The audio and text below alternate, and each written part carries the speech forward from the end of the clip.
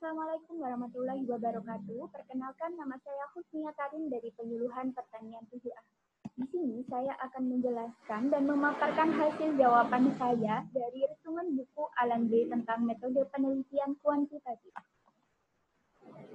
Metode kuantitatif itu sendiri merupakan suatu pendekatan yang selama ini menjadi strategi dominan dalam melakukan penelitian sosial.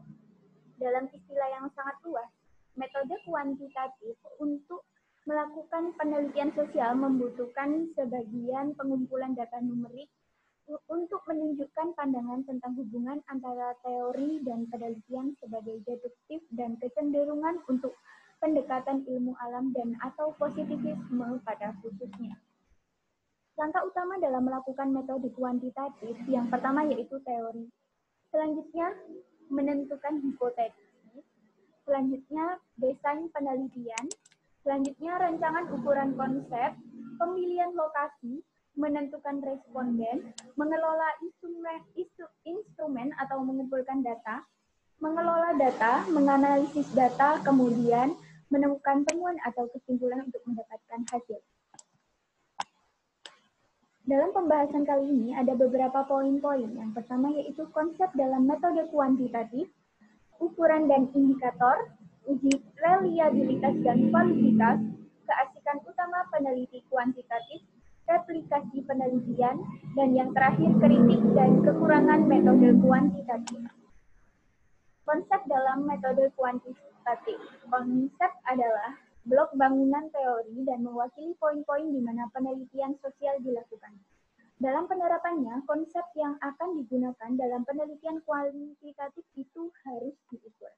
Setelah diukur, konsep dapat berupa variabel independen atau dependen. Dengan kata lain, konsep dapat memberikan penjelasan tentang aspek tertentu dari dunia sosial atau mungkin mewakili hal-hal yang ingin kita jelaskan. Ukuran dan indikator. Dalam metode kuantitatif terdapat 3 alasan mengapa perlu untuk mengukur, yaitu yang pertama, pengukuran memungkinkan kita untuk menggambarkan perbedaan yang bagus antara orang-orang dalam hal karakteristik yang dimaksud. Yang kedua, pengukuran memberikan kita perangkat yang konsisten atau tolak ukur yang mengukur perbedaan. Yang ketiga, pengukuran memberikan dasar untuk perkiraan yang lebih tepat untuk mempelajari tingkat hubungan antara konsep. Sedangkan indikator dalam metode kuantitatif digunakan untuk mengukur suatu konsep yang tidak dapat diukur secara langsung, seperti tingkat kepuasan kerja, kemudian tingkat pengetahuan, dan lain-lain. Sebuah indikator itu adalah sesuatu yang dibuat atau sudah ada dan digunakan seolah-olah itu adalah ukuran sebuah konsep. Ini dipandang sebagai ukuran tidak langsung dari sebuah konsep. Dalam penerapannya, peneliti sering menggunakan berbagai macam indikator atau multi-indikator. Alasannya karena jika menggunakan satu indikator saja, ada kemungkinan bahwa akan salah dalam mengklasifikasikan banyak individu. Satu indikator mungkin hanya menangkap sebagian dari konsep yang mendasarinya atau terlalu umum. Dengan mengajukan sejumlah pertanyaan, peneliti dapat memperoleh akses ke aspek-aspek konsep yang lebih luas. Selanjutnya, uji reliabilitas dan validitas.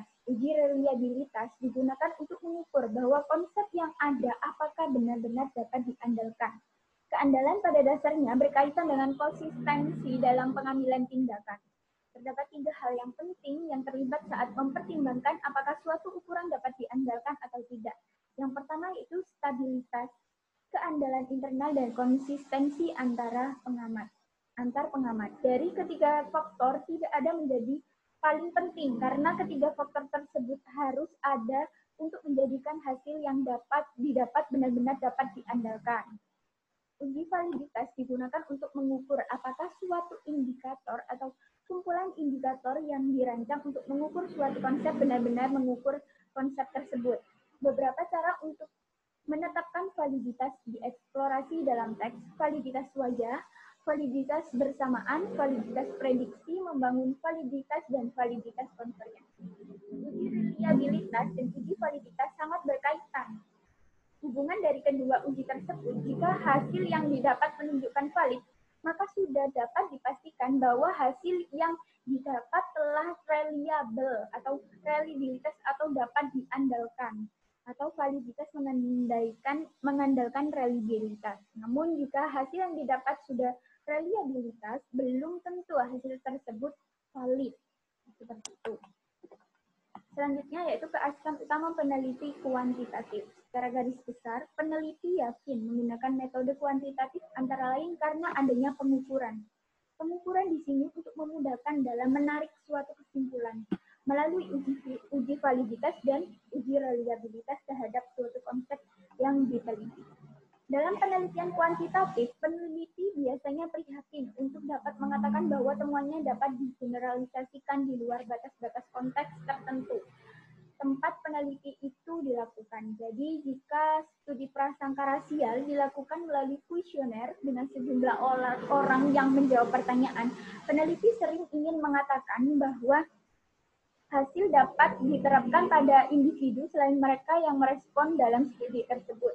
Hal ini terjadi karena dalam melakukan pengambilan sampel, seringkali susah menemukan sampel yang representatif. Dan yang terakhir adanya replikasi di mana peneliti ingin mereplikasikan atau mereproduksi ilmu yang ada walaupun terkadang hasilnya tidak akan sama dengan penelitian aslinya. Replikasi penelitian. Replikasi penelitian perhatian penting di antara penelitian kuantitatif. Meskipun dalam penelitian sosial ada kecenderungan replikasi cukup jarang. Hal ini karena ilmu-ilmu alam sering digambarkan ingin mengurangi seminimal mungkin pengaruh pencemaran dari bias dan nilai-nilai ilmuwan. Hasil sebuah penelitian harus tidak terpengaruh oleh karakteristik khusus peneliti atau harapan atau apapun. Dengan seperti itu, maka akan merusak pengaruh dari nilai ilmuwan itu sendiri. Untuk itu, ilmuwan sering mereplikasi atau mereproduksi ulang temuannya. Hal ini terjadi karena kurangnya objektivitas dan intrusi nilai-nilai peneliti. Kegiatan replikasi cukup jarang ditemukan karena kegiatan tersebut membosankan dan hasil yang direplikasi terkadang tidak sesuai dengan penelitian aslinya. Selanjutnya, kritik dan kekurangan metode kuantitatif. Masalah krusial dengan penelitian kuantitatif adalah kegagalan para praktisi. Peneliti kuantitatif gagal membedakan orang dan institusi sosial dari dunia alam.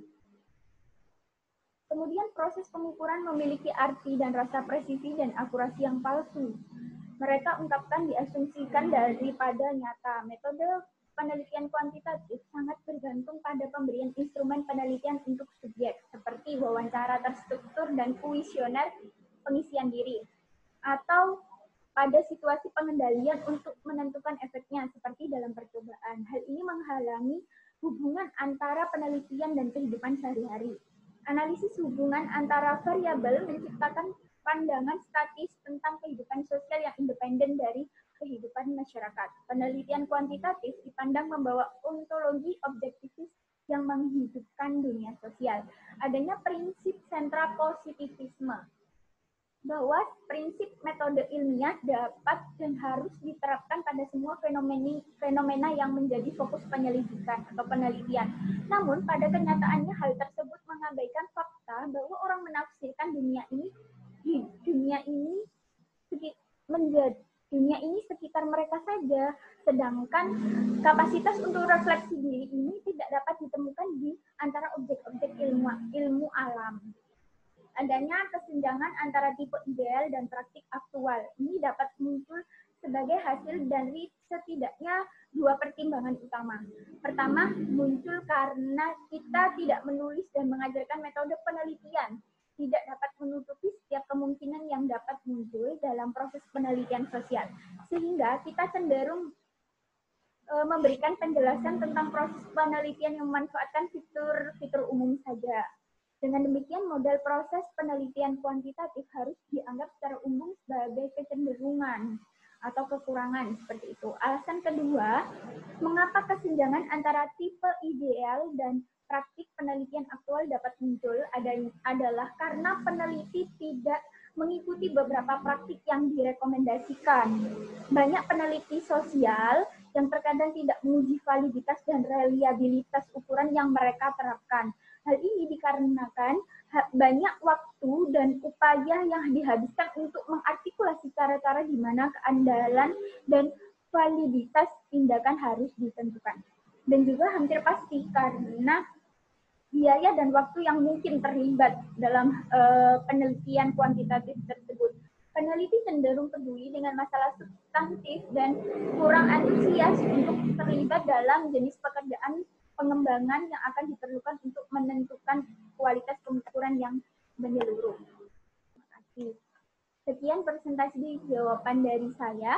Kurang lebihnya mohon maaf. Wassalamualaikum warahmatullahi wabarakatuh.